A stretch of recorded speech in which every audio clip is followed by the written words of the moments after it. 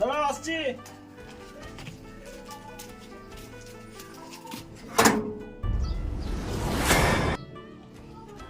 কি হলো? কিছু সাহায্যের জন্য এসেছিলাম। কি হয়েছে?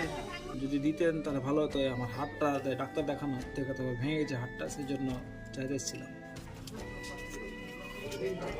ঠিক আছে। আসসালামু আলাইকুম।